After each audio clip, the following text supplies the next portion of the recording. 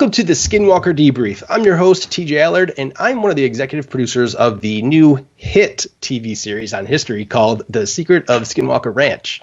I'm joined each week by Jason McClellan and Maureen Elsberry, and together we'll dissect each episode to give you more insight into the show. Jason has been exploring all the strange for more than a decade. He's appeared on Nat Geo, Sci-Fi, History, and he's the author of Only Weirdos See UFOs, Introduction to the Public's Misperception of Unidentified Aerial Phenomenon and Extraterrestrial Life. Maureen is a journalist, researcher, and podcaster specializing in the anomalous. She started the docuseries Uncovering Aliens on Animal Planet and has served as the ambassador for Science Channel's Are We Alone initiative. And tonight, our special guest is none other than the superintendent of Skinwalker Ranch, Thomas Winterton. Thomas, thank you for joining us. Well, thank you for inviting me. I'm happy to be here. This is awesome. And so should we call you Thomas or Tom? What do you prefer? I tell people if I get Thomas, Tommy, or Tom, I feel pretty good about myself. It's the four-letter ones that I try to avoid. So anything that you're comfortable with. Awesome. That is great. So I think just give you the rundown of the show. I mean, you've kind of listened and checked it out. What we'll do, just so people who are listening and watching follow along, we'll go through each of the blocks of the television show. And so what blocks are in the TV world, so it's the space between the commercials, so the actual content of the show. And there's an A block through F block in the Secret of Skinwalker Ranch. So we'll just hit a point or two of each block, talk with Thomas about them. We'll talk amongst ourselves, and we'll get some questions from you guys, because this week we have a lot of them. So first off, what we normally do is we'll recap the last episode. And now that we have you here, Thomas, to speak about some of the stuff, it'll be great to kind of hear some elaboration on what happened in the previous episode, which was looking down. And I am one of the first things was, where is the transmitter? That was the number one thing. So what happened in that last episode, looking down? Why don't you kind of tell us what you remember from that episode? Well, that whole experiment with the weather balloon was, I love watching these scientists, because it seems like every experiment we do, they just become more and more baffled. For every answer we get, we have 10 more questions. And with this weather balloon, we had more than one transmitter on it, 2 different types, and you'll have to forgive me, I don't know, all the details about the 2. But the durable one, the one that Matt has used repeatedly, he said that never fails him. It quit transponding right there at that magic little mark that we had guesstimated through our triangulation. When they got to that point, it just stopped transmitting. Now, the other one, we did get another beep or 2 off of it, but we searched and searched and searched, and we never found that balloon. The scientists, as you go up, these signals, the way that Travis was explaining it to us, and that's one of the things I love about this show is, my background is business, and then obviously I grew up in the ranching community. I'm familiar with those things, but this science part, it's been a blast learning from Travis and Eric and Dr. Segala, and having them explain to us why these things are significant. Sometimes we see things happening on, as things are happening, they're baffled, and the rest of us are like, what's the significance of this? And so, when it comes to these signals that we're seeing, the reason that they're saying they're off Earth is that the measurements are indicating they're getting stronger as they go up. And a lot of the signals that we are seeing, they hug the ground, and they get weaker as you go up. And so all of the tests that we've done so far seem to indicate that the higher we go, the stronger these signals become, which is opposite of what they would expect to see. Unless you're obviously, going up towards a cell tower. But sure. The other baffling thing is that we're not in the middle of a city. The levels that we're seeing, we're in the middle of nowhere, where we can't even really pick up a cell phone signal. And so to measure the type of signals that we're getting is baffling to them as well, because it's in the middle of nowhere. So, Jason, Maureen, so what they were experiencing as the signals were going, as they were getting higher, have you guys had any other encounters or cases that you remember that there's been measurements or anything like that from your years of experience? That would require so much deep diving into my memory that I can't. Yeah, too much. Yeah. I didn't know if there was something that is common, uncommon. It was just one of those, like, could it be? Yeah, from my perspective, it's pretty uncommon, and certainly a reason for that is because this type of testing doesn't really occur that often. So, the ranch is positioned pretty uniquely to be able to have scientists on site to do these types of experiments. It's not something that you see in a lot of paranormal research, so it's really cool to see. Awesome. And then, so let's go right into the current episode, High Strangeness. And, first off, we come right into it, and you guys are already digging under the house. And you get a little background into that house and the creaks and the knocking, and then you find bones and bone fragments, ashes in a room. So, Thomas, what's going through everyone's mind there? I mean, like, what were the reports coming from that house? And did you find anything? Did you get any evidence or any information about what you found? Yeah, so what drew our attention there in the first place is not only did Tom and Candace, who'd been living there just a couple months at the time that we did this, but the previous caretakers that were in there and the Shermans all reported hearing strange sounds. And, I've seen some of the comments like, oh, water heaters pop, right? Furnaces. I want to be crystal clear that when we say that we're hearing strange sounds on the show, strange for us is sounds that we have not been able to identify their origin, right? We've already ruled out the furnace. We've ruled out the water heater. We've gone through the checklist of things that it could be very first. And then after we've checked all those boxes and we still can't identify what it is, then it becomes a strange sound. And so we're hearing these strange sounds, some strange vibrations that are coming. Over the last couple of years, we've had some really interesting vibrations that we've picked up on the infrasonic and then also with audio. And our first thought there was Uinta Basin is got a lot of oil, a lot of energy extraction here. So the first line of thought is that we must be picking up the vibrations from drilling. We do a lot of horizontal drilling here, so they'll go out for a mile, 2 miles laterally. And so we thought that that's what we were picking up. The problem is that as we start going deeper into this, we're able to rule out that drilling is the origin of this as we start, lining it up with the drilling schedules and what's going on around us. And so we have these strange sounds coming from the basement. And as we go down there to investigate, I was drawn to the cement wall here. And what's interesting is that the floor joists, I'm a general contractor. So anytime you have a cement wall, usually it's a load-bearing wall and you've got the joist resting on top of it as a bearing point.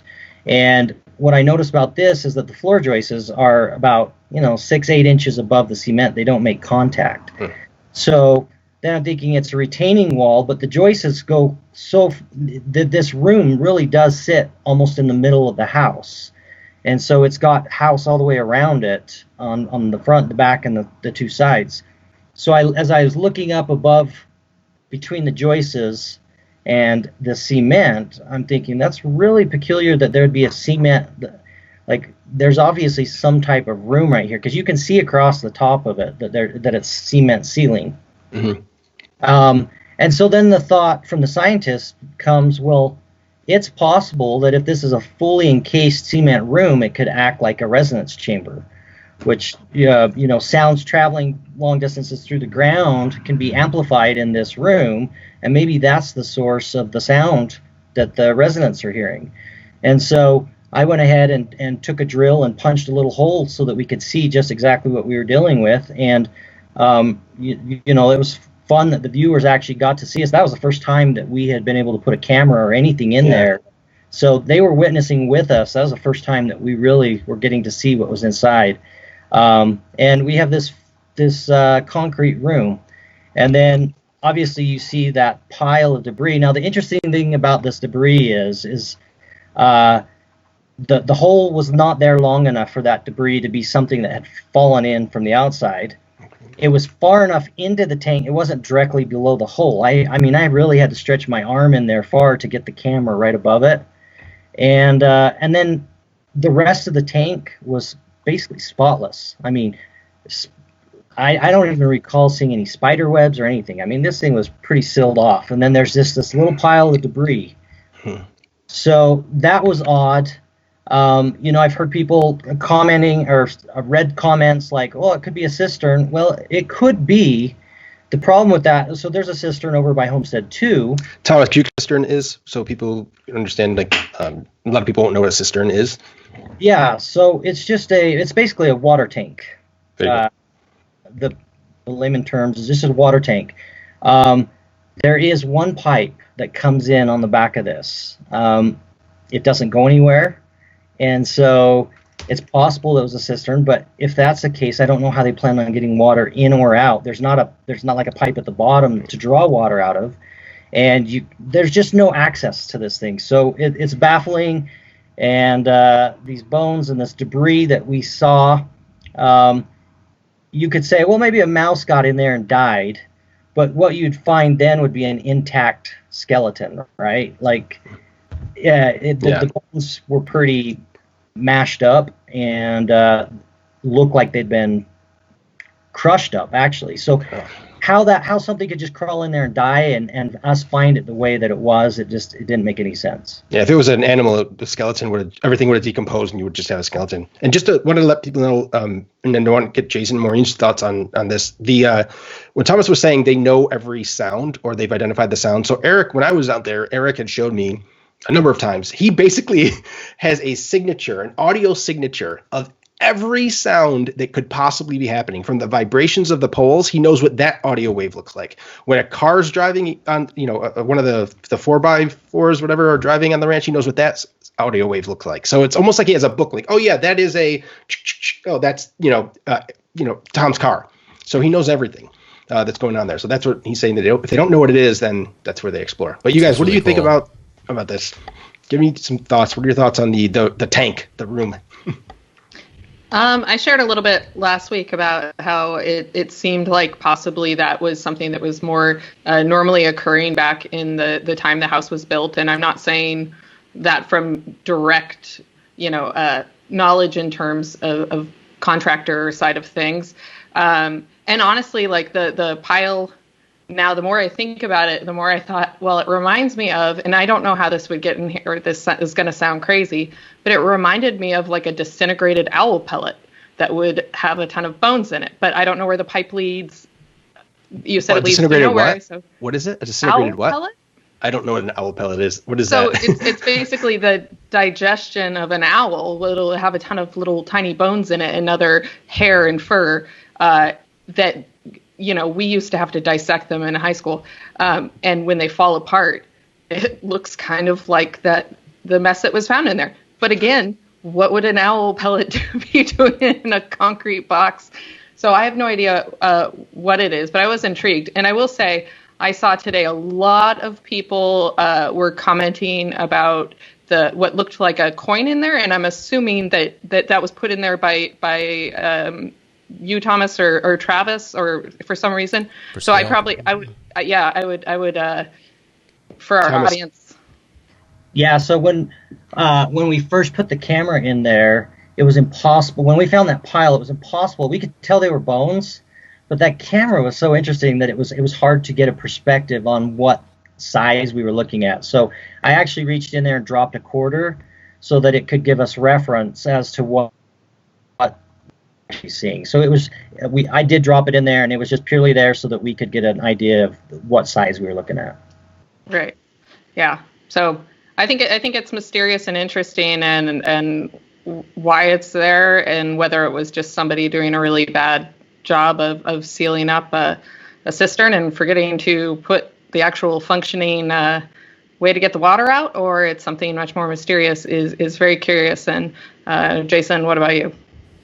Well, I think if it was a mouse, I mean, obviously it spontaneously combusted. I mean, that explains it completely. Nice. Yeah, I mean, it's so bizarre. You're talking about old construction and old houses. It's not uncommon to have these weird random rooms that through different construction phases over the years, rooms get closed off. But this one is just so weird. So I like it because, it keeps you going throughout the last episode and this episode. It's very mysterious. So I liked it. I don't know how to explain it, but something I did like in that part of the story was this week we got to meet the residents there a little more, right? TJ, you teased that last week that we hadn't really been introduced to them yet, but this week we got to know more about them, so that was cool. Get their backstory. And Thomas, I did see some comments. People were saying that it could have been a fallout shelter.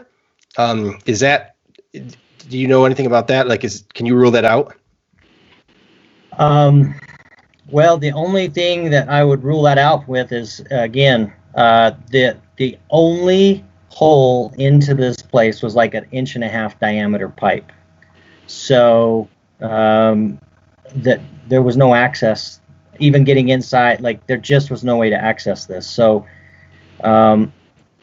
which is interesting in the fact that if you look at the construction of it, the formed construction, it's I know from experience, you got to pull those out. Right. Okay. I'm sure we're going to circle back to that in the series. We're not just going to leave that hanging out there. Eventually we'll come back to that topic. So let's keep moving on. One more comment. I saw several people comment, why didn't you guys call the police?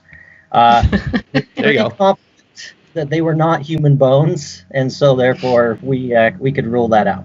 There you go. So I love that you've been able to squash about 74 conspiracy theories in 30 seconds. So thank you for clearing a lot of that up. So moving on, let's go to the B block of the show. And this is the bait pens and bringing in the cattle. And so then we get a little bit of the backstory of, bringing these cattle. And so why, and what else I'm liking this is, as we're going through this, there's a lot of questions that we're not going to be able to get to because we've gotten so many from the audience. And thank you guys for sending all this stuff in. And please just, if you're listening, keep on sending stuff. We're going to have more Q&As with the cast, and we're going to keep this going. But there's bringing these cattle in. So why aren't there cattle on the ranch normally? Is it a cattle ranch? Is it not a cattle ranch? Can you explain why there aren't cattle, or are there cattle? I know, but I want Thomas to kind of get into it a little bit more specifically. Okay. I can't speak to what was done before we came on. I can tell you that neither Brandon nor myself are interested in owning any cows. I grew up around them. I personally hate cows. They're the world. But that being said, they do serve a useful purpose. And we found there's a couple different reasons behind our logic. First of all, you have to feed them. And by the time you put 40 head of cows on that ranch all summer, they've grubbed it down pretty good. And you don't want to overgraze it because then you're hurting the land. And we don't want to have to buy feed and feed them through the winter. So it's easier for us to find a local rancher that can come in and lease that, bring his cows on. We don't have to be responsible for owning them and vaccinating them and branding them and all the things that go with cows. But we get the benefit of making sure that the ranch is cared for both from an environmental aspect. We live in a very dry climate, and so you get grass that's 3 feet tall, that's dry, and it just takes one spark, and the whole place just goes up. And so the cows help us keep it from becoming a fire hazard. So we bring them on in the spring when the grass is sufficient to be able to support the herd, and then we take them off in the fall when they've grazed it down. And then the other reason, obviously, we got science in there. There's obviously lots of stories of mutilations that have taken place on the ranch. And so we want to have cows out there. It's part of the narrative, and right. As much as PETA does not want me to say that we're looking for animals to be harmed, for us to get to the bottom of this, it would be nice to catch something in the act where we could be able to look at it scientifically and figure out what's going on. Which may or may not be happening later on in the season. So there's that. And then obviously animals seem to have a sixth sense. And, the classic example is this latest episode when the rockets are firing off. What are the animals doing? Not only during that, but before.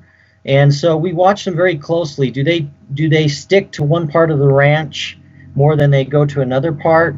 When we start picking up RF signals, say over in Homestead 2, where are the cows at? Did they leave an hour before? Are they still there? So we like to watch the cattle very closely and monitor to see if somehow their biosensors are picking up something that can either validate what we're picking up on the science, or if there's no if they line up. And the other thing about bringing other people's cattle on too is we keep talking about how the ranch behaves when we bring somebody new on it. And I know that sounds crazy, but scientifically, we can show that there seems to be a trend that when somebody new or something new comes on the ranch, we see a spike in anomalous events that take place. So in every aspect, that seems like a behavior that, that's what I'm going to call it. So by bringing new cattle, not keeping the same cattle on the ranch all the time, it also gives us the opportunity to, we bring on different herds every summer with the hopes that we can keep things mixed up a little bit. I have a quick question about the cows. How long, what was the time span here from the time the cows were brought onto the ranch to when you started observing them doing this odd behavior of huddling together and running to the corners together?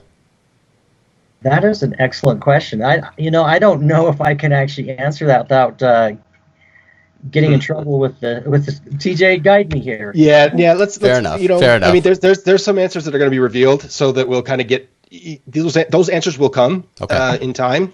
And Maureen, I know we've talked about the literature before and the stories before. Yeah. From what you've seen on the show, does that kind of correspond with what you know of the cattle's behavior on the ranch? I don't know about the running around, and I actually, my question was the same as Jason's as well, so I'll back away from that. No, but I do have some theories that I can't get to yet because we're not in the right block. It was a lot of weird behavior where the huddling, even it was mentioned about the story I mentioned a few episodes ago, and then it was mentioned in this one, and I think they were actually prize bulls that were crammed a second later into this tiny little trailer that made no sense. And they were looking around for these bulls everywhere, like they were just here. And to find them mashed up in the trailer was completely like eviscerated, because you cram 3 large animals into a small trailer, you're going to see some damage. But yeah, there was obviously a lot of history of the cattle mutilation as well, but I don't specifically know about the herding behavior and the prancing in the field, which is kind of why I was wondering Jason's question myself. But you know what? I just thought of a way that I can answer it without giving anything away. Go for it. We had this particular herd of cows on the ranch for the entire summer, basically, right? We took them off, I think, early November. So we have a really, really good baseline sample to compare that behavior that we saw on TV to, both, leading up to that, and then also a huge sample afterwards. And I will tell you that for the most part, out of the three herds that we've had on the ranch, that was probably the calmest herd that we've had on there. We didn't have any problems with them all summer. They were very calm, and so the behavior that we witnessed on the episode was very out of the ordinary for that herd. Okay. Now, the trailer that was there that we see on the show, I know that we mentioned the house and how there was locks on both sides of the doors, and that trailer, is that the same one that was there? Do you know during the booked period? I'm pretty sure it is. In fact, that the corrals have been built around it. And so it'd be really hard to bring it in after the fact. So I'm pretty positive that that would be the same structure that they had crammed themselves into. Yep. Okay, awesome. Now in the next block, this is kind of where we're starting to get to the science of things with the rockets. And in my notes, I'm like, rockets, what the F? So we finally get some rockets, and Travis later, the way he kind of refers to it, and you guys kind of create a new phrase, and I wanted to start a hashtag online called digging up, because I thought that was a really cool idea. because you start poking upward.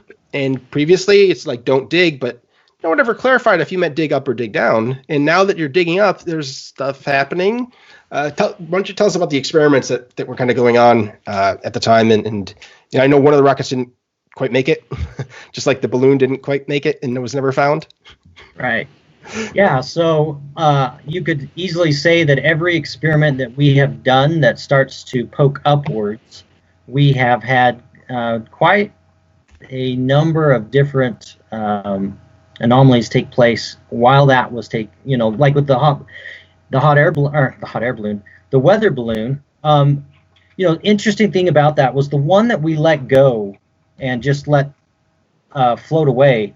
When we released that, we actually had a pretty good westerly breeze going, and I commented when we were doing it that I hoped that the balloon could get to altitude before it reached Colorado, because we're really wanting to get readings there on the ranch, and with the breeze was actually pretty brisk, and so there's like a million things that happen on Skinwalker Ranch that you look and you're like, there's probably nothing to it. But then on the other hand, we released balloon, and rather than taking that westerly breeze, grabbing it and taking it off property, it almost floats to the north, and it goes literally right through the center of where we had triangulated. I mean, it had to have been within 100 feet of the dead center of where we were triangulating.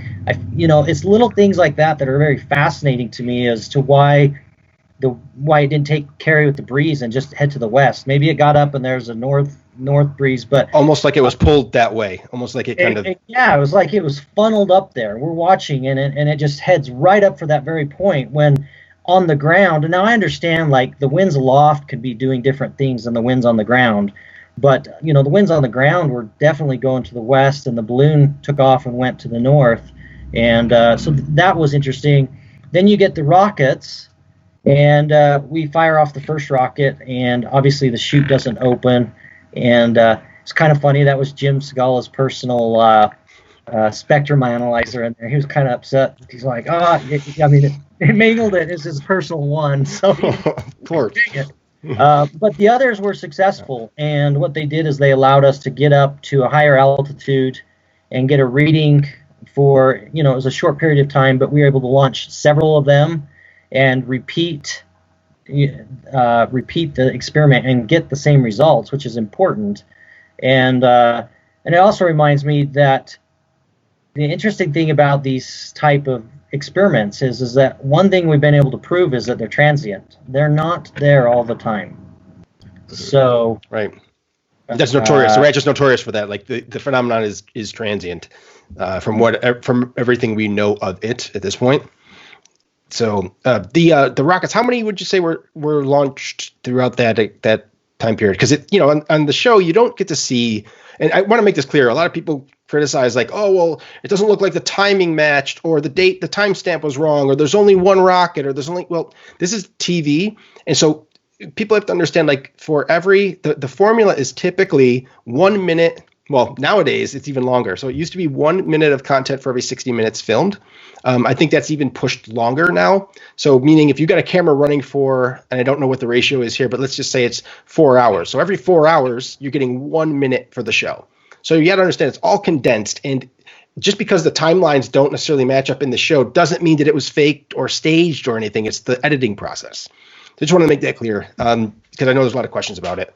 No, it's a good point. And it's also something too that I've seen some criticisms on the comments of, oh, is that how you guys really handled those, meters with the coffee cans or the laser? You're up there for 30 seconds trying to work on.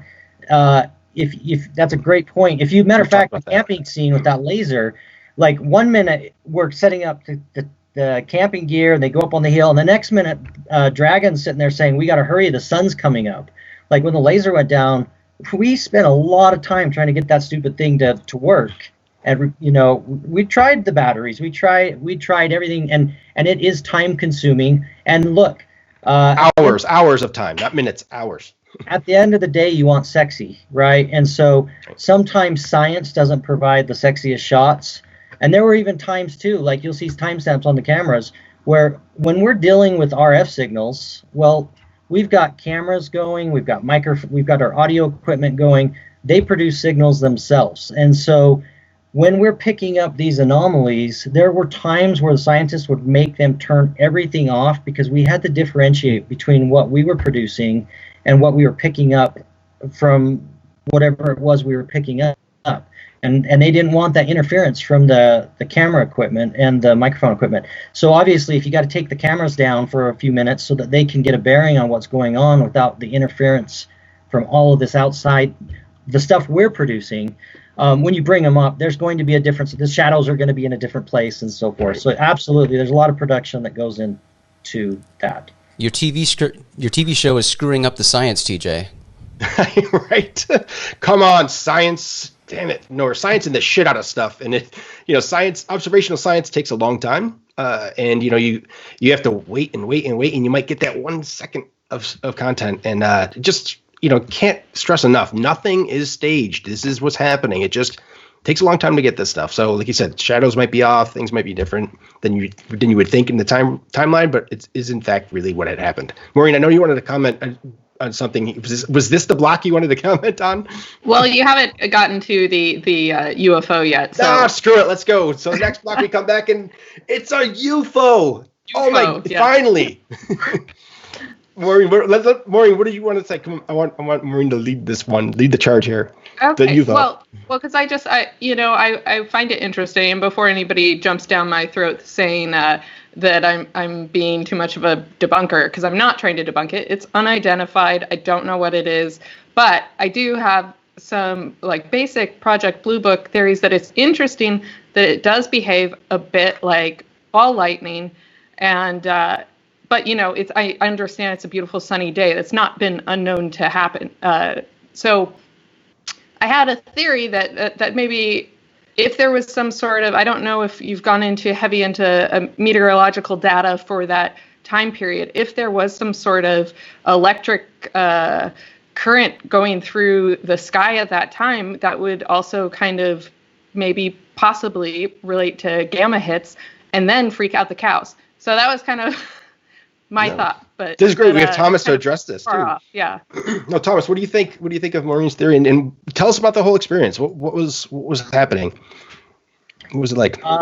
Yeah. So we saw it multiple times, and the interesting thing is that look, I don't think that anyone can say 100% definitively it was this or it was that. So your theory, I think it has to be in play until you can prove otherwise.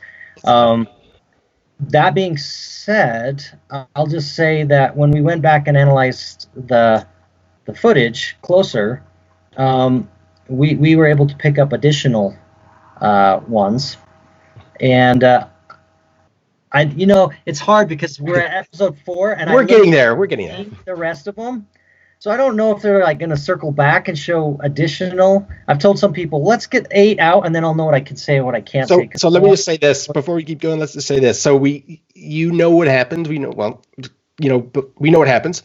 And I think that if we continue to get people to watch the show and we go to season 2, I think we're going to get a lot more answers. So this is watch the show Tuesday nights, 10 o'clock, except for this week. We'll be back on May 5th, Cinco de Mayo, so we can get some more answers from Thomas, because I think we're going to get to that. We do circle back to stuff, but it's I think without giving out too much info, Thomas, you kind of vaguely described, yes, it has to be identified before we say it's unidentified, or it has to be unidentified until we say it is identified, I should say. And that's just one theory, because I am not a scientist. It was just one ballpark thing. I would say, speaking to that a week before we saw that the week before we caught that, I was actually with another individual, and we were out on the south side. We looked up, there was a contrail across the sky from a jet, and literally saw a craft that looked almost identical. Well, I'm calling it a craft, right? I saw an object that looked identical to what we saw, what we showed on episode 4. That actually darted out from the contrail and was there for maybe 2 seconds, and then darted back in, moved back behind the contrail where you couldn't see. So I don't know what the behavior of what it is you're speaking of, but I do know like it came out an inch from the contrail up in the sky, and then it moved back in, and it was really rapid. Jason, what are your thoughts? It's incredibly fascinating to see on the screen what it does with its disappearing behavior. It's also fascinating that there were multiple witnesses there who all saw the same thing, right? So these are great things, and many who are scientists. So, you've got really good things here that you don't typically get with a UFO sighting. You also captured it on video, something that you can go back and analyze. Plus, you've got Eric with all of the gadgets going on in the control room and checking flight data and all of these things to rule out other possibilities. So you're really set up here with an unusual situation when it comes to UFO sightings to be able to rule out the possible identities for these things. Right. And you're left with more mystery, when you start peeling back the layers. So I like it. I'm hoping we get to see more with that because we've got a lot of data to work with here. I have a question for you. Sorry, real quick. Do you feel, I know the sun was in everyone's eyes, so it was very hard to see. Do you feel like it was more of a solid metallic sort of look, or do you think it was more translucent? Because I know over the course of the years, this is a very frequently reported type of UFO, but also there's been biological UFOs, what that people call them, reported, where they're more like the same shape and they kind of have that look, but they seem like they're more translucent and moving like an entity almost. Yeah. So my personal opinion, what I saw, I'm not going to speak for the other individuals, but from my interpretation, what I saw, it was more translucent. Nice. So, what I really like is the fact that, you have this object you see, or these objects and we see them as well. You see them at least twice on camera, and they're different ones. So going from the D block to the E block, what I love is you guys just press on with let's shoot more rockets. Let's get more data. Let's just continue what we're doing and not stop and oh my God, we saw this. Let's all go inside and watch. No, you had a job to do. A lot of people, you're fascinated by this, and people would be in awe. I know when I'd seen stuff, or if I had seen that there, I'd be like, okay, I'm done with the rockets. Let's go see what this was. But to your guys' credit, hey, you kept going, and it happened more. There were more. Yeah, right? I love seeing that, and Travis said it. He said, look, stuff's happening now, so now's when we want to get our stuff up there because it's there. So that was really cool to see. And I feel like I have to come to Travis's defense here a little bit because some people are hating on his UFO phrasing, but, as jarring as that sounds, and I will never use that term, that is the correct pronunciation of UFO. Is it really? I never knew that. Yeah, Captain Edward Ruppelt, who coined the term UFO from the Air Force's Project Blue Book, specified that that's how you pronounce UFO. It's UFO. That's awesome. I'll leave it to Travis to be the only one who can pronounce it. Please. I think that was more of a Southern thing, but... Wait, what were you saying, Thomas? I said, please, nobody tell him that. His head will get... We won't be able to live with it next summer. That's awesome. So the next barrage of rockets and they're going off and you're collecting data, and then another one shows up just again, and Dragon starts to feel ill. Did anyone else feel it? What was going on? And did anyone else's sensors react? Yeah. So when he indicated that he was feeling a little bit off, like the rest of us, at least I can count for myself, and I know a couple of the others are there. You automatically start looking at your own, well, am I doing anything weird? And to my knowledge, he was the only one that was really reacting that way at that point. So, I personally didn't feel anything, which was nice for a change. Yeah, he seemed like he was probably the most shocked and flabbergasted out of everyone about seeing it. So I think, that probably could cause a big spike in the heart rate. I'm not sure about the nausea, but I could see he seemed to be the most taken aback. And none of this kind of the cat's out of the bag. We'll get him back on here to get a little insight, when we can, into his experience. That'll be awesome. So Jason, what do you think of the sensors? Like you said earlier, how unusual it is, because you have all of this tech going. And personally, I don't know, and you guys correct me if I'm wrong, but I don't know of any other sightings that have this kind of corroborating data around it, like this amount of evidence or data that they're collecting, and we as the viewers, or as not the people that are actually there, are getting to see this. Like normally when something like this happens, people claim there's this, that, and the other, but we don't know that's true. Like here we are witnessing it. So I mean, Jason, I want to know what your thoughts are on this, because it's kind of a unique, well, like you said, it's a unique situation, but is there anything else that even is close to this that you know of? You're right. I mean, it is an incredibly exciting thing to sort of be an audience member and experience this, to go on the journey with the team there as they're discovering this and acquiring data at the same time. It's highly unusual. There are other cases that do have sort of a wealth of data points to work with. Those are typically like sightings that involve commercial aircraft or military aircraft, and with those you Puerto get Rico UFO. Yeah, so with these you get, sometimes you get video from military sources, but you certainly get air traffic control data and the audio dialogue that happens between planes and ground control while they're trying to work out these sightings, and they're calculating positioning and altitude and things like that, where they've got multiple data points to work with. But it really doesn't happen that often, certainly not when you've got the video to go along with it, from the ground vantage point. So, I mean, this is really cool. And like I said, I mean, having all these data points, I'm excited to see, what comes of it. Now, before we move on, because Thomas, I mean, Jason and Maureen have at least a lot more experience than I do in this realm, and I kind of defer to them a lot of times. And I know you as well. Like you weren't a UFO buff, or it wasn't something that you were actively seeking out. But for the two of you, and I think that this is going to play to a lot of questions that we'll get to later. But if there was another piece of information that you could have acquired during this, what would it be? I want to hear what both of you have to say. Like, what would be that one other piece that could kind of round this out and make you be like, holy shit, this is what I've been wanting to see. Like, what would have been, besides somebody opening a window and being like, hey, what's up, out of the UFO? What other piece of? Please don't start saying that. I'm being facetious here. But what would that other piece of info be that you guys would say, hey, out of all our experience, it would be great if we had this, because I know Eric would love to know this kind of info as well. I mean, it's something that these guys will process and potentially, can implement if they think it's necessary or useful.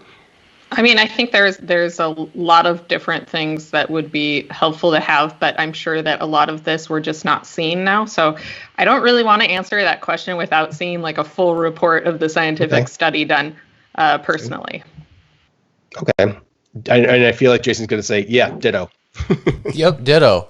Exactly. No, I mean, that's the smart move here. I mean, we know that there's so much more going on with this investigation that we haven't seen yet, so it's hard to comment on. But something, like I just mentioned along the same lines, is, there was other air traffic in the sky at the same time. So with some of these sightings that happen that involve commercial air traffic, it's interesting. It would be interesting in this case to have been able to communicate with that plane and see if they were able to visually cite anything perspective. Yeah, I totally forgot. I wrote down that question to ask because they have the tail numbers of this other jet to see if they saw anything. So thanks, Jason.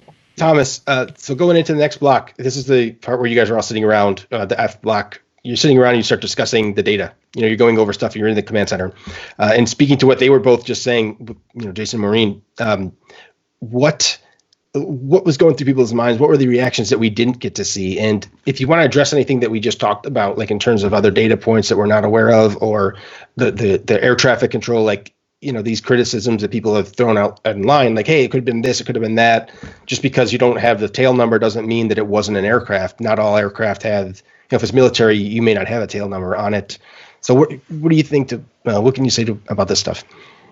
Yeah, so we actually have multiple different sources that we use to identify aircraft, both we have a transponder both on the ranch, and then we subscribe to other services as well that provide that information. And so we always are looking at multiple sources to try to identify. And they're right. Like, matter of fact, we see it quite often where we will see aircraft come across the airspace that they're not transponding. Now, can you do real quick? Tell us about I know that Eric, it's his own transponder, right? The transponder. I mean, we'll get him to talk about it as well. But the transponder that you guys are using, one of them anyway, to ping the tail numbers. He built that. Yeah, I'm not sure. Eric's like the MacGyver of this guy. Literally can pull stuff out and make. He is one of the most brilliant human beings I've ever been around, and he is a guy that literally is so well versed in so many areas that.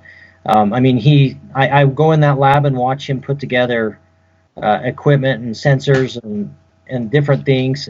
He'll buy a sensor and then he'll find things he doesn't like about it, and he'll tear it apart and modify it and test it. And he's brilliant that way. So we'll get to talk to him about it next week. We're gonna have, so everyone knows, Eric's gonna be on the show next week, and we're gonna start taking questions for him. But we'll let him speak to that stuff. But go on, tell us about what you were saying. About the aircraft, you've seen other aircraft without tail numbers. Yeah, so I mean, we have seen other aircraft come across the airspace that are not sending out a transponding signal. That does happen. So you always have to take that into account. So then the next thing that you have to look at, and this is really what starts throwing us off, is, well, if it's an aircraft, then obviously it's going to be moving and behaving like an aircraft, whether it's a helicopter or a plane. And so what was nice about the one sighting that we had is we actually had an aircraft right there next to it to place it against. And so then you're looking at the movement behavior of it. And that's, Travis had a hard time. I originally thought it was a plane. I thought that what we were seeing was maybe the sun glinting off of a jet. I've seen it before. And it does look similar, but the behavior and the movement of it was not. It wasn't. Didn't lean to that theory anyway. Right. It was an aircraft. Okay. At least not a plane that travels and behaves the way that what we'd expect to see. Okay, and so now you guys are sitting in the room, and you're obviously having that discussion, and then talking about I think it was Travis mentioned like how this is like a big deal, like a big effing deal, that you have a relationship between the gamma measurements. Was that correct? I don't want to misspeak about what measurements were. So what made this really spectacular is obviously you've got the eyewitnesses, and they hate for us to ever refer to the guys behind the camera. It's like, I think they call it the fourth curtain, right? We're not supposed to break that fourth curtain. The fourth one, yeah. There was way more witnesses than just us standing out there on camera. You had a lot of individuals on the production side of things that witnessed it too. And so there was a lot of eyewitnesses, and then you have the cattle. And I'll tell you, the cattle's behavior before we were firing rockets off, and they didn't even seem to care. Matter of fact, the one rocket we fired off, it came down right in the middle of the herd at one point, and they didn't even acknowledge that it was there.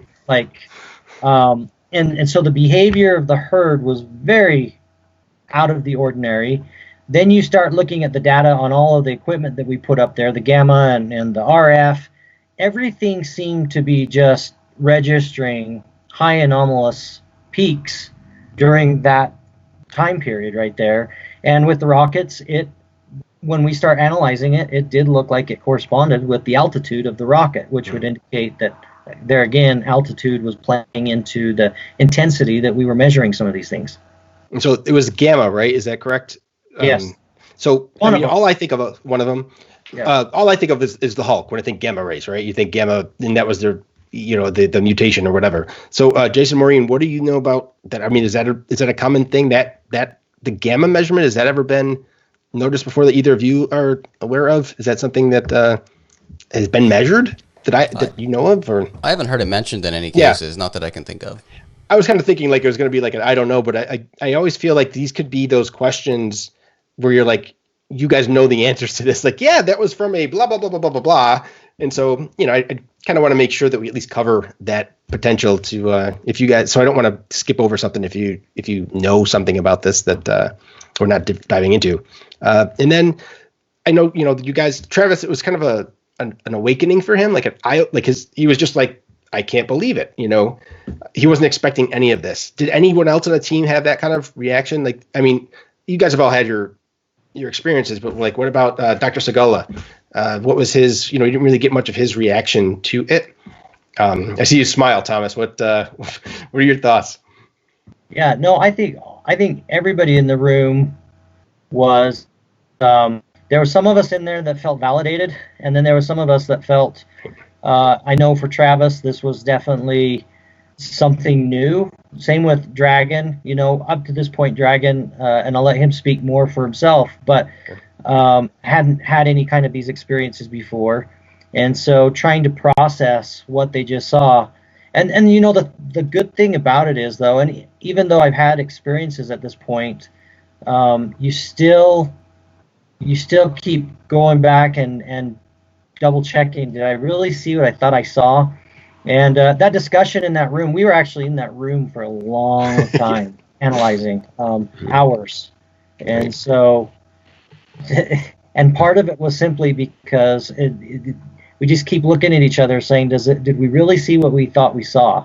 And then you look at the data and you just keep shaking your head. So it was a fun room to be in. And Dr. Segal is I think he's very measured, and he doesn't get too high or too low. He's a very measured guy, at least the time that we were around him. So that's why I smile when you ask about him, because I think the ranch could be on fire and he would still be very measured and very...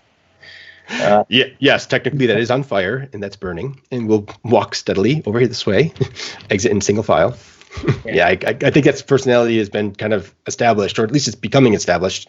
What am I missing, you guys? What other points are there that we're not talking about in that scene? That I know Eric was looking at the flight data recorder, and people criticized that again, saying the time didn't match on that. And again, all I can tell you, it's editing. So if the times don't match, that might be a shot from earlier that people were using, and it's illustrating exactly what is happening. So it's not meant for you to kind of timestamp that. The last shot we got of that may not have been as good, so you're putting that in there, and it's just to give you and imply what it is that they're analyzing. So you have to kind of go with the magic of television at times, but just knowing, again, it's still real. There's nothing that's kind of fabricated, but I'm trying to think of what else we saw in that scene. I know Travis was there. That was where his digging up comment came. That was when that was mentioned. And I just thought, like, wow, that's a t-shirt, man. Yeah, digging up. Poking the sky bear. Yeah. Poking the what? The sky bear? Yeah. I've never heard of that. I like that. All right. Poking the sky bear. So that's awesome. The, Eric, I've been speaking with Eric. I mean, I speak with all you guys, and Eric, I think he'll be able to kind of enlighten us a bit more on what it was. But I saw a question a lot, Thomas, and you might be able to answer it. The camera, was it one of the ranch cameras that we're looking at the footage of, or is it one of the cruise cameras? I didn't have a chance to clarify before we came on. What's that, Eric or Jason? I mean, I think they say on the show when Eric's talking about it, I think he says that Eric had it mounted somewhere, but I thought they said on the show.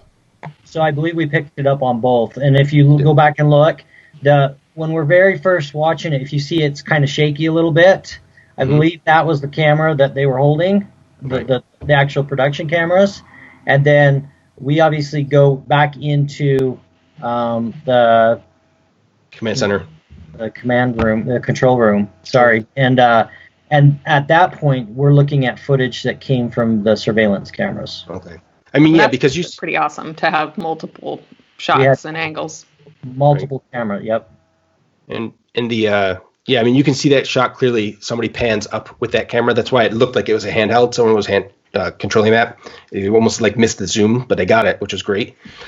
So that's basically where we left off at the end of the show, and then we start teasing for the next week. And again, so people know we're off for the next week, and we come back on the 5th. But you can see from the previews, the super tease going into the next episode, talk about GPR. They talk about the 2-story structure potentially. What do you guys think, Thomas? Talk to what are we going to see? What are we going to see when we come back?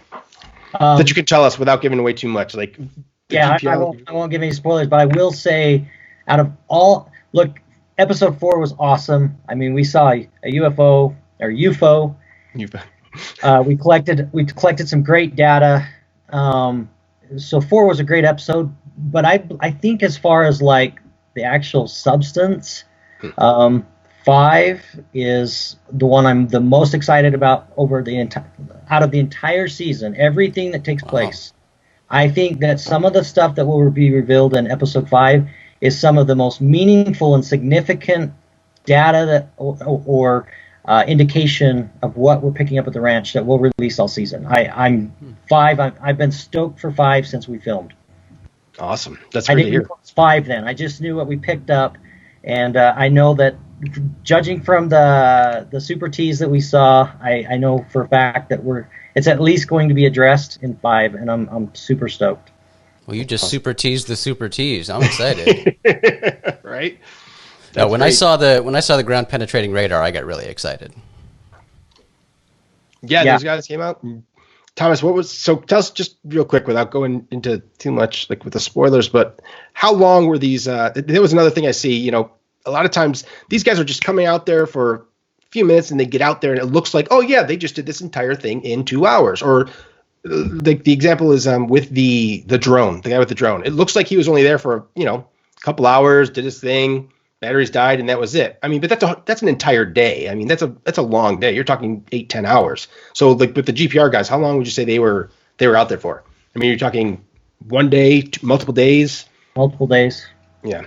And again, that to illustrate, like, you're going to see them for a few minutes on the show, but they were there for days. So when people say, "Oh, they weren't there very long" or whatever, they were. So we do tease. They do pull open that. You saw the concrete being lifted. So that I had an experience with that. I don't even know if Thomas remembers. Like cistern. Yeah, that's there you go. So yeah. At Homestead 2, I had 2 instances with that thing hurting me and then the door falling on me and cutting me in one of the homesteads. So I'm curious to see what data we're going to show, because I think there's something to that, because that's when I had gotten sick right after that for a very long period of time. So I think there's going to be some interesting stuff that's going to come out of that. So yeah, I can't speak to that just really quickly. Like some of the stuff that you see. I'm hoping that the members of the audience will remember some of the things that have already taken place. I mean, right there in episode 2, we have those guys come out and do a sweep. Safety was a huge concern. I mean, the liability waivers we had to sign were unreal. Safety was a huge concern, and so obviously we're going to take every step we can to ensure safety of not only us, but the crews and everybody that's out there. So these guys that came out and swept for radiation and did the RF sweep, they come out and they sweep these places that we really honed in. 512 acres is a lot. So what we did is we identified the places that we were going to be focused on, and we really did those, dove in and did those thoroughly to make sure it was going to be safe to be there. So when you see the things that are coming up, and some of the events that are taking place, it's important to remember that we got a clean bill of health on this. Mm-hmm. There's been a lot of mention about radiation in the soils, and I've seen a lot of comments and questions about that kind of stuff. It's important to remember we actually came in and tested it, and we got a clean bill on it. We didn't pick up anything that was abnormal or dangerous when it came to radiation. So if you see things in future, like episode 5, they tease that, just remember, it wasn't there when they tested. Right. So it goes back to the transient point. So I'm glad you said the questions that come up. So let's just go into the viewer questions. I mean, we have a ton of them.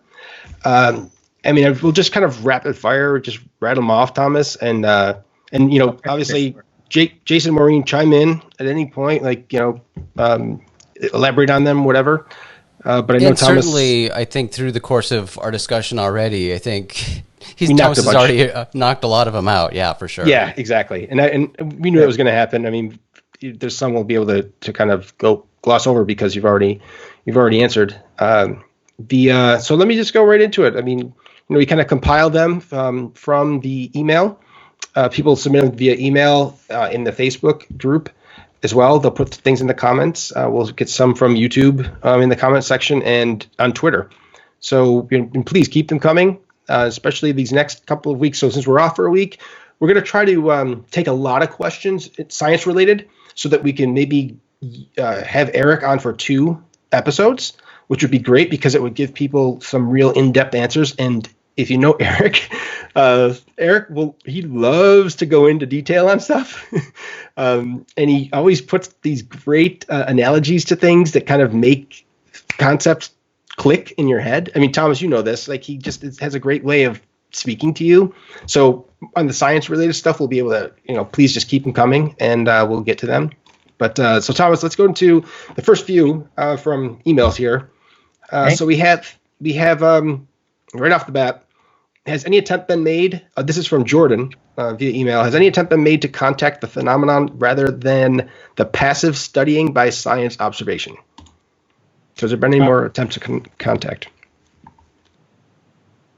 So starting into I'm just going to say that Brandon has been very methodical in his approach to this. So I remember sitting in his office for the first time, his instructions to us were, all we inherited was a narrative. We didn't get actual data. And so his first instruction was, I want to make as minimal of an impact as possible on this place, and I just want to observe. And we spent like the first 12 or 14 months where we tried to just be very, very light-footed and just observe. And then, and the whole purpose was, is there really something here, or is this just a whole bunch of tales? Once we established that, yes, we are observing some unexplainable events, then we started into the methodical, okay, what is it? And so I want to speak to this actually for a second. This is important. Sure. Brandon's done very well for himself. He is a great businessman. He's wealthy. And sometimes people get the idea that, well, he's got all this money. Like, why are you guys out there using tin cans? Well, Brandon he's not just going to open up the pocketbook and go buy a $100,000 spectrum analyzer right off the bat because we don't even know what we're looking for. Right. So what I remember when we first went and did I think the first thing that we bought was like a cheap $500 Costco surveillance camera because we didn't want to invest $160,000 in a camera if we don't even know that there's something to pick up, but besides butterflies and cows. So we went. And Eric can speak to this more, but some people are like, "Oh, you got this billionaire backing you. Why don't you have all this expensive equipment?" He's wealthy because he's smart with his money, and he's been very methodical as he lets the data guide the checkbook. And so as we pick things up, then he's like, "Okay, we can't be using this little piece of junk anymore. We're obviously picking something up. Let's go big and let's buy something that's good." And so if people see something. And season 1, I tell people, you go to the hospital and you go into the emergency room. They don't automatically roll you down for a CAT scan. Nurse comes in, takes your temperature, gets your blood pressure, gets your vitals before they determine what further tests they're going to require. And it's important to remember, we're in season 1 of this. We're just getting the vitals. And so if it seems like, man, you guys aren't following up, you're not moving on, well, we're taking the temperature, we're getting the blood pressure. And after we've done all of this, then we take a look and we say, okay, where do we want to allocate our resources, our time, our money, our bandwidth to further studies? So as people are watching the show and it seems like, man, they're not following up with that sinkhole or with the thing under the house. And it's one of the reasons why I want to be careful about elaborating too much on stuff, because we will probably circle back on some of this stuff. Thank you. That's really good. Sorry, long-winded. Not at all. That's awesome. These guys get a little sensitive because Eric has been criticized before. Oh, you work for a billionaire and you're getting that equipment right there. And he's like, just because he's a billionaire doesn't mean like Eric. I remember Eric when Brandon's like, well, what camera system? Like Eric is the most detailed guy. He literally will spend an entire week going through everything and then he submits it and it's like, well, this camera right here, it's $250,000. It's like, yeah, we're going to start cheaper and work our way up. And when we know, so to Eric's credit, he does know what he's talking about. And if you see us using like tin cans to try to get a signal thing, there's a reason for it. Excellent. No, I'm glad you cleared that up. I mean, kind of laying that out to people, again, I can't stress enough. These are real people. Like the team, these are not actors. These are real people. These are their jobs. This is what they do. So it's not, I just don't know how to get that across any more. And you did touch on something, and I want to say the liability waiver that you had to sign. Like, so in all my years of production, I have never had to sign anything so comprehensive that also covered the unknown and not force majeure, not act of God. I mean, you're talking about like, yeah, so we're not liable if you get abducted or something comes down from the sky or get possessed by some kind of spirit. Yeah, sorry, you're on your own. I don't know if you guys have ever had to do that. No, I don't think so, but I love that, honestly. I mean, it's a liability if there's some sort of wolf attack that there's been reported on the property and then it happens to you. Right. You're walking into it knowing full aware that something weird's going to happen to you. So that's your own damn fault. And there's history at that location of just that happening, right? So, I mean, there's already precedent set for, it makes sense. It's very smart on their part. No, it is. I mean, again, Brandon's really smart with what he does. Like, he's smart with his money. He knows how to protect himself. But if anyone's listening that deals in insurance that does this, I'd love to know more about that. Please. How do you insure someone for paranormal? I'd love to know that answer. But to the point that you were just making about having this wealthy individual with a company, Maureen and I had to deal with the frustration of public comments and ridicule like that with the company that we helped start called Open Minds. It was focused on UFOs and extraterrestrials. We had a wealthy individual who was the owner of that company, started that company, and we were the ones making the decisions, putting together items to buy, cameras and equipment and things like that. And we had to be very careful. It was always a sort of a delicate balance of trying to get equipment that would be good enough to start any sort of task we were doing before jumping to something grand. We would lay out these detailed proposals and say, look, here's the gear we need to be good enough. And, just because he had money didn't mean he was going to just sign checks. He wanted justification, and he wanted to know that it was going to be, worth his money, spending it on what seemed like stuff that we were just having fun with. Yeah, there was definitely a lot of, like, we'd do YouTube videos, and always they'd send us messages about, I don't understand why you're not paying to send me equipment so I can do this I'm seeing real UFOs, and you'll see that all the time. So it's not going to stop. We dealt with it for 8 years straight of these kind of comments, and then having the frustration too of sometimes really fancy toys got bought without, that we didn't necessarily know or need, and then we never got to play with them because they just sat around. Damn it. And waste. And Brandon is fantastic. Like, I've never seen him say no if it's led by data. Like, Brandon's willing to spend whatever it takes to get to the bottom of this as long as it's justified. So, I mean, he's been great that way. But yep, very transparent and taking us along for the ride. So let's continue. So one of the questions from Twitter, and I love these questions from younger viewers. So we have a science question from someone writes in. I have a science question from my 15-year-old. Now this is from a 15-year-old. The question is, do you think that the unusual amount of radiation on Skinwalker Ranch is caused by the radioactive decay of large amounts of radioisotopes? If so, what element would you hypothesize the isotopes are of? From a 15-year-old. Thomas. Kudos, man, that's awesome. Right? I think so. So I'll just answer again and just say, we swept the ranch and we didn't pick up any radiation in that sweep. So if we're just going to say if in the future we happen to pick something like that up in a future episode, obviously we need to investigate that further. But as far as picking up any radiation on the ranch, period, we didn't gather any of that, which surprised me because we did have a lot of downwind fallout when they did the test. So I would have expected to at least see, some, but. Okay. I mean, there's a lot of time left. Yeah. These a lot more studying Stay to do. Yeah, stay tuned. So then there's this, and this I find really interesting. This next question also comes from Twitter, from Tara, or Tara. She asks, I'm curious about the behavior of birds on the ranch. Is anything notable or unusual in that geographical area as compared to other regions? Thomas, you know of anything about that?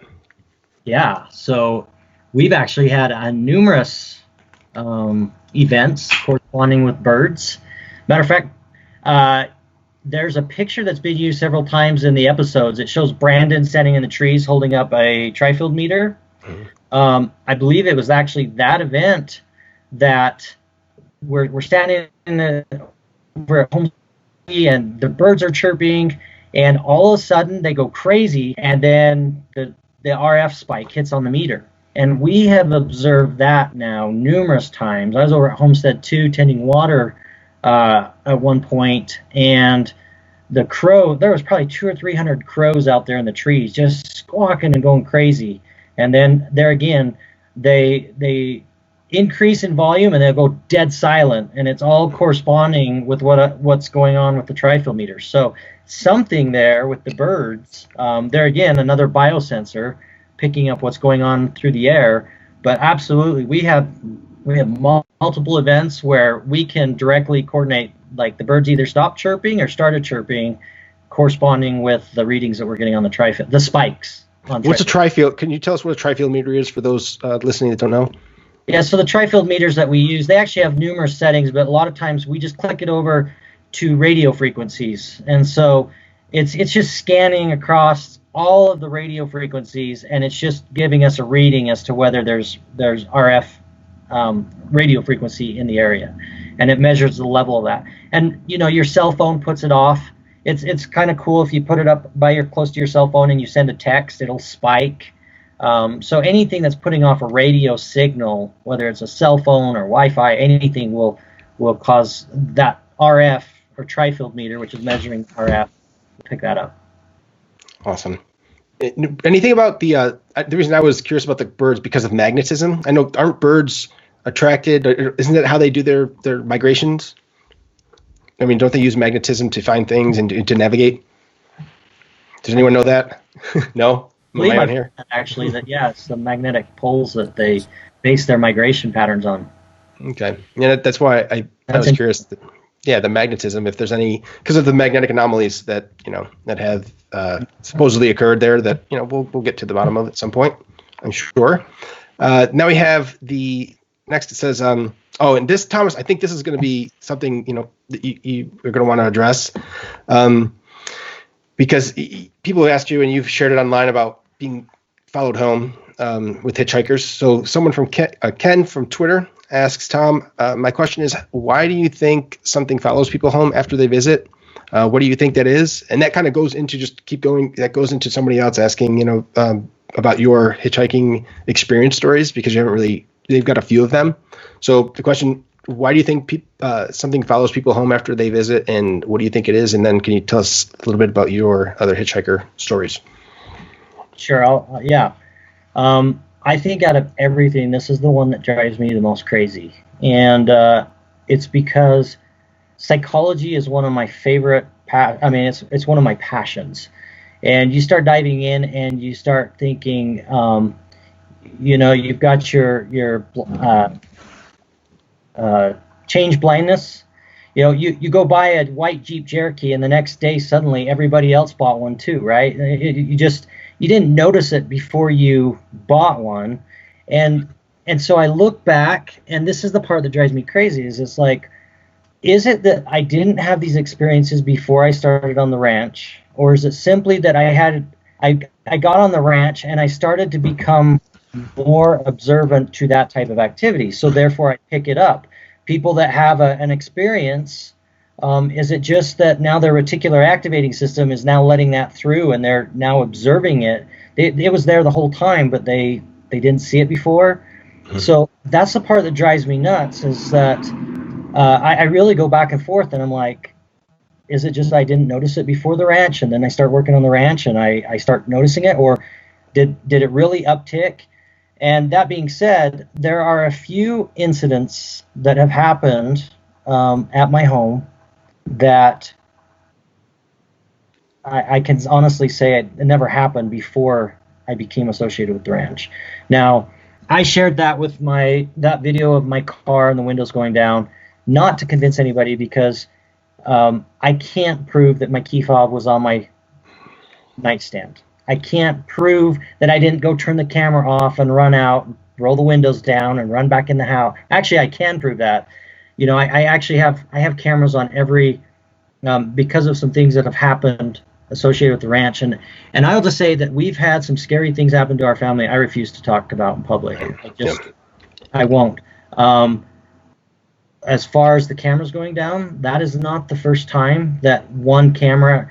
I have quite a few cameras positioned around the exterior of my home. Then I have several cameras inside my house that are pointed directly at the entrances, like the doors, for that purpose. So, well, I actually can prove that I never went out and unrolled the windows, because I had cameras on all the entrances and exits of my home, and I can prove that nobody went in or out of the house during that time period. Now, it is possible, and that's why one of the things I love about sharing it, I didn't know about that feature where I could just hold, the car has a built-in feature where if you hold the key fob, the unlock button, for 3 or 4 seconds, all the windows will roll down. So that's actually not that far-fetched or hard to believe. Far-fetched, yeah, it could happen, right? Right. The only thing is, I only have one key fob, and I won't say, I'm not going to go into it, but I can assure you, it was not in my pocket. It was sitting on the nightstand. I know exactly what I was doing during that time frame. I jumped in the shower. I did not have the key fob on me, I can assure you. So something still has to account, but what we're seeing out on the ranch, there's so much that has to do with RF. That's all we're seeing with the key fob, is it's just sending a frequency to the car to tell it to roll down the windows.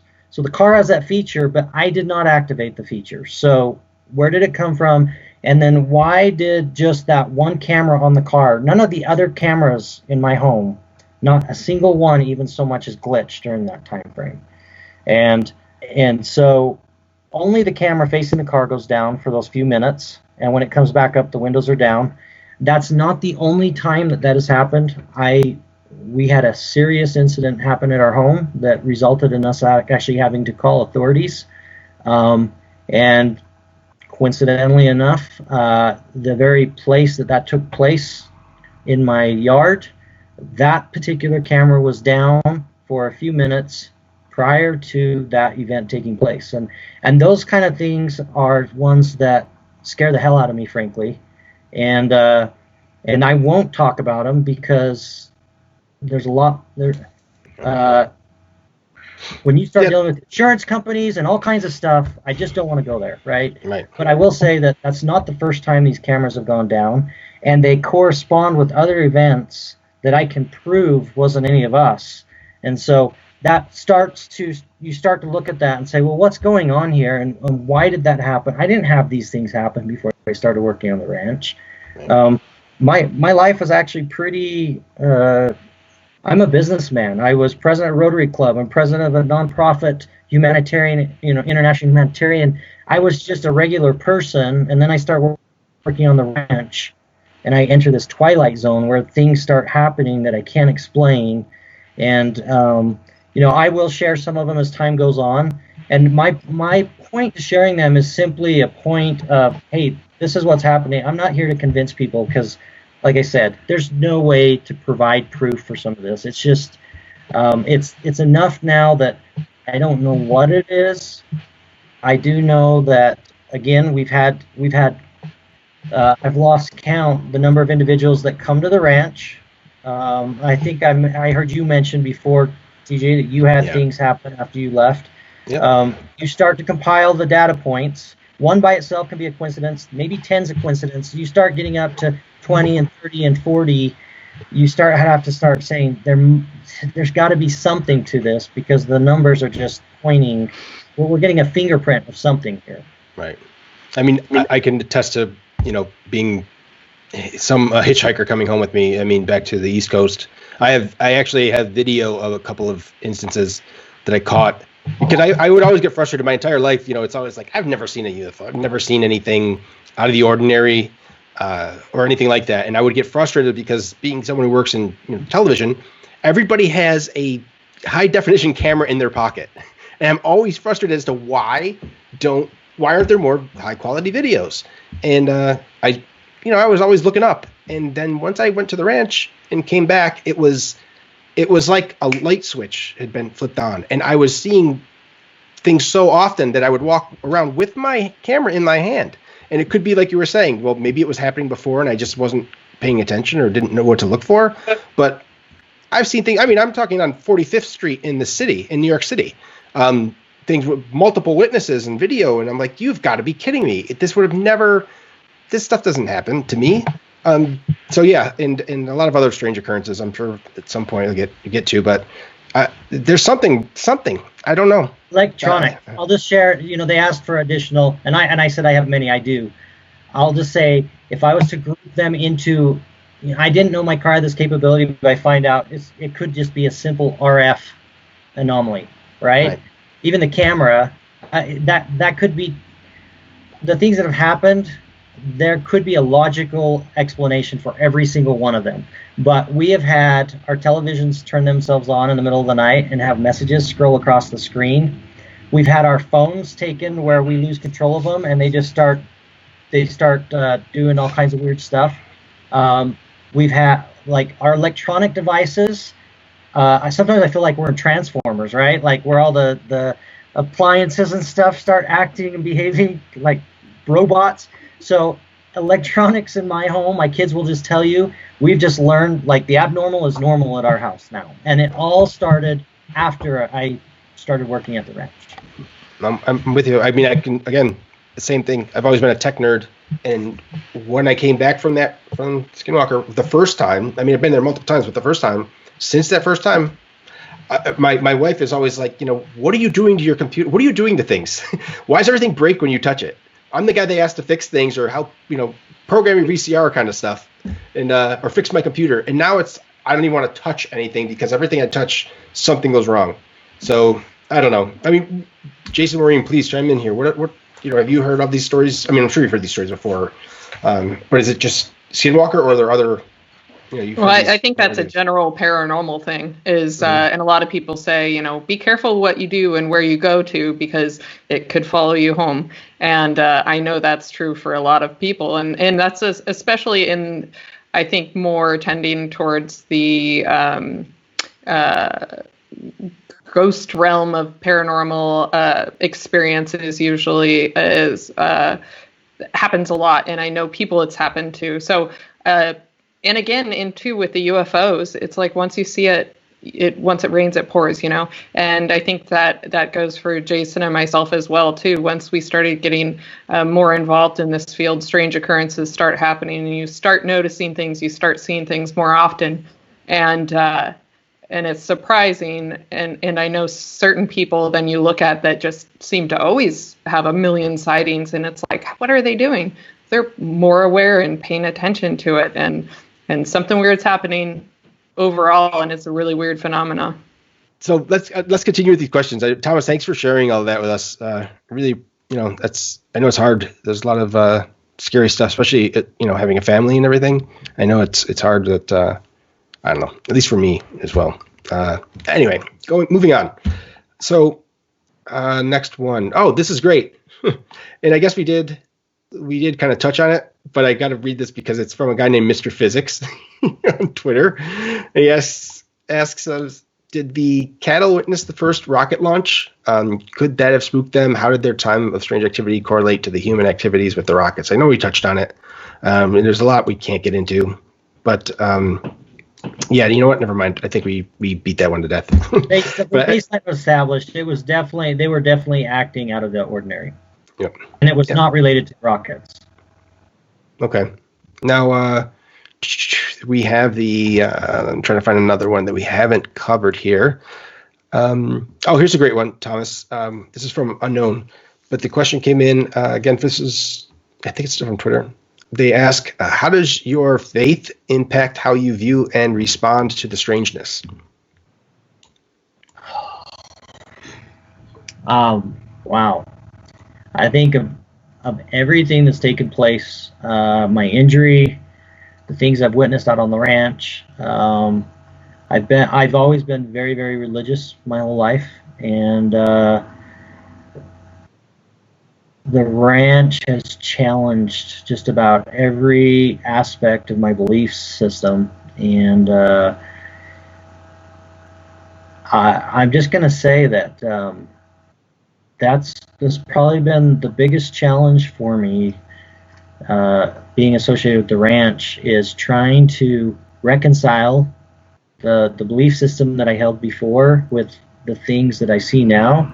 And I will say that I've actually, I feel like I've gained a lot of great answers. It's made me grow, but out of everything associated with the ranch, that's definitely been probably the biggest challenge that I have had to face, is trying to reconcile my religious views and my spiritual views with some of the things that I've witnessed. I don't know what other, people have said about that in the past, if it changes people that way, religiously. I mean, I know that a lot of you guys are very religious, and it's when I first went out there, that was kind of one of the things that was just like going off in my head. Like, here are people that are, they're God-fearing people, like they practice, they're religious. And this is happening. They have nothing to gain by saying this stuff, and nothing, like, there's no reason for people to make any of this stuff up. And it's kind of, that's the first step when you, like, investigating something like this. Like, are people, as a television producer, like, is this nonsense or is it real? And you kind of identify the people, and you're talking to people and interviewing people, you determine what is and isn't, real. Like, your bullshit, you have a bullshit detector, and either it goes off or it doesn't. And if it doesn't, then you can continue taking steps and steps and steps, and then meeting you guys and finally getting to know you and understanding, like, yeah, these are the most genuine people I've ever, had the pleasure of dealing with. And, here we are, and it's like everyone else is getting to see it now too. And again, I appreciate you guys sharing all this with us. I mean, I don't know what, Jason, Maureen, please tell me, like, what are your experiences with people? Like, you guys interview a lot of people, you talk to a lot of people. Like, how does their faith impact a lot of their beliefs in their interactions with people?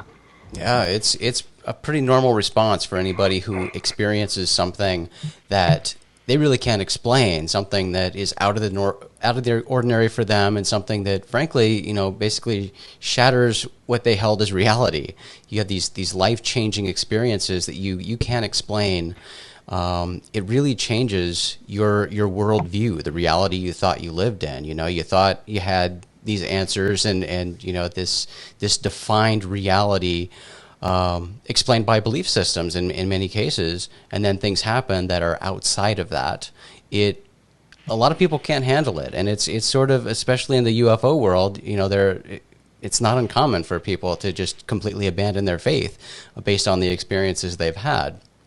But, then on the other side, religion is a very big topic in the UFO world, and there are plenty of people who have done extensive studies on religions and religions around the world, and, how people would react, if they were face-to-face with extraterrestrials, if we were confirmed that they're intelligent extraterrestrials.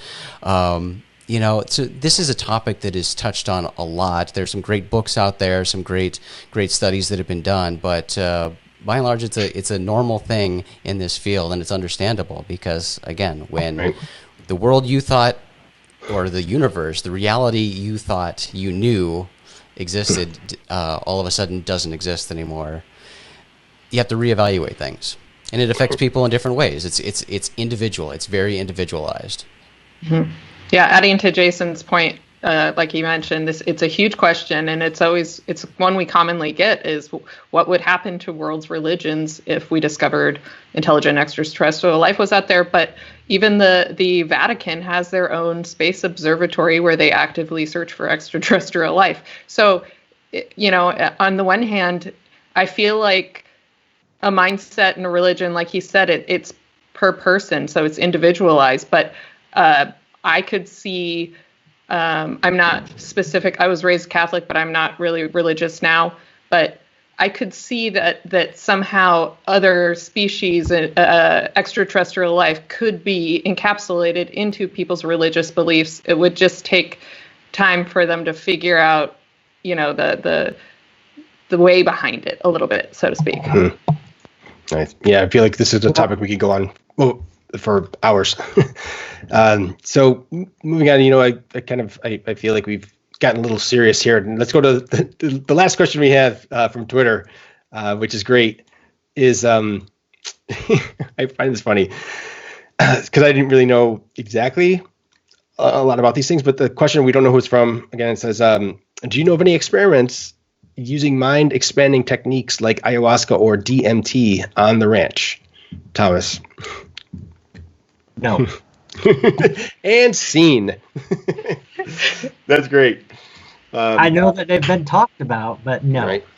Yes. And I'm sure, I'm sure there's plenty of accounts you can find of people online. The unknown person who sent that Twitter question, I'm sure if you Googled those phrases, Skinwalker Ranch and ayahuasca DMT, you'll find some people have their accounts of it. You get a lot of people coming out there. I know, Thomas, since you got a lot of the new, a lot of the equipment went up. Since a lot of the equipment went up, you get a lot of visitors coming around, like looky-loos. Yep. How's that been? Is it still going on right now? Has it increased since the show? Oh, dramatically. Yeah, Dragon's got his hands full. Well, I know you get your hands dirty too. I've seen you kind of jump in. You know what? That's the thing about.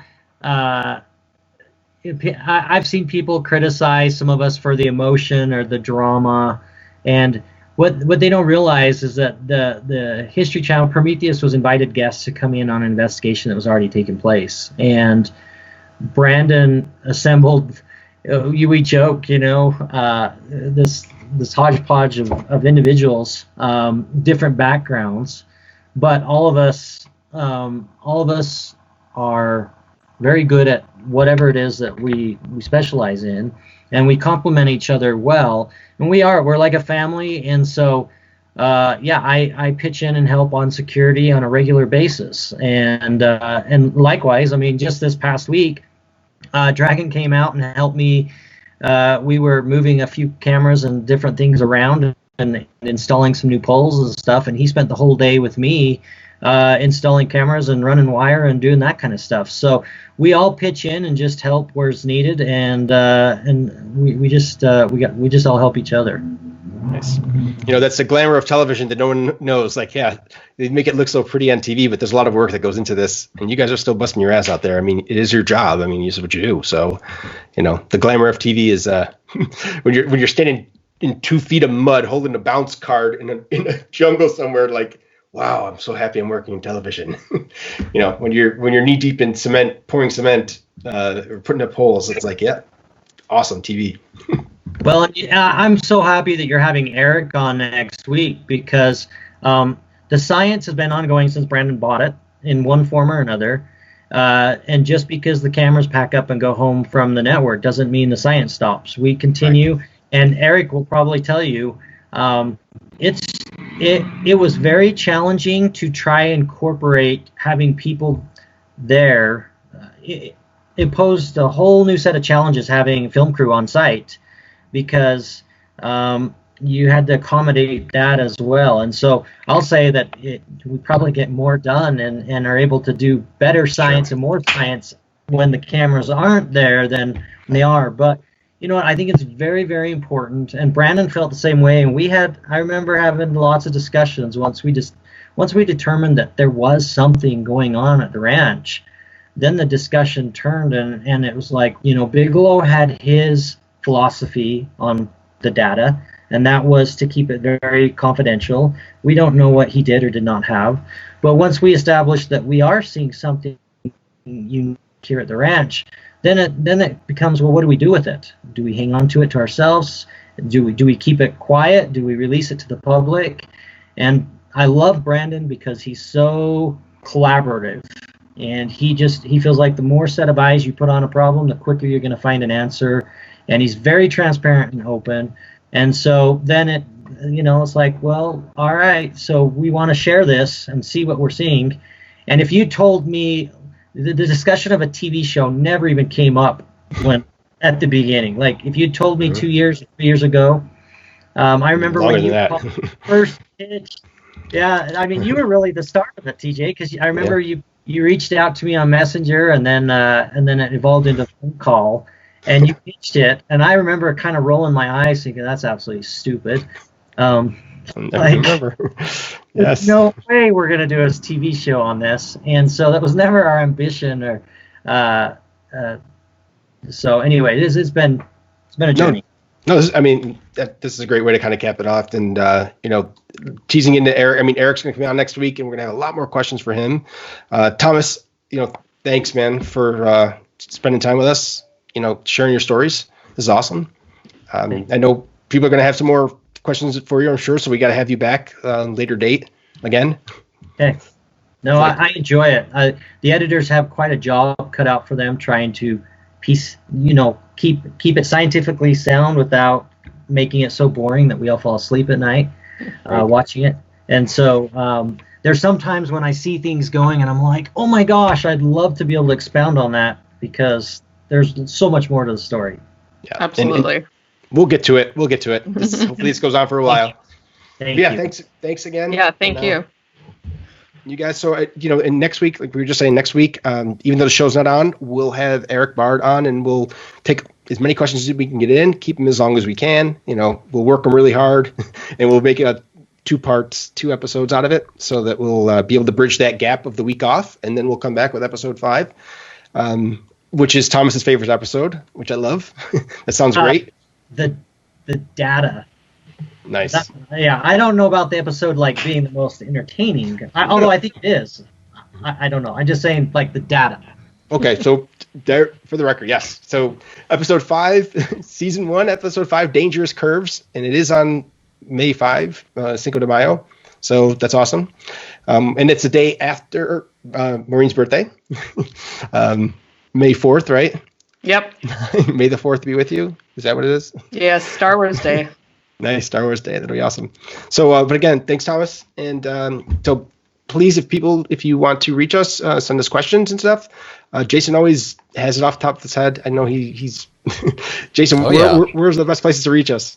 Yeah, for sure. Email. We always love getting email. So it's contact@rogueplanet.tv. That is our email address. Send us questions based on the previous episode or anything strange. That's where you can reach us about anything, but definitely send your questions there. And Twitter. Twitter's a great way to send us questions. We're at Skinwalker Pod on Twitter. Excellent. Well, again, thanks, Thomas. And I guess we will wrap it up there. Please join us next week and the following week. And don't forget, the Secret of Skinwalker Ranch airs on History, 10 o'clock on Tuesdays, starting again on May 5th. So thank you all for spending time with us. Take care.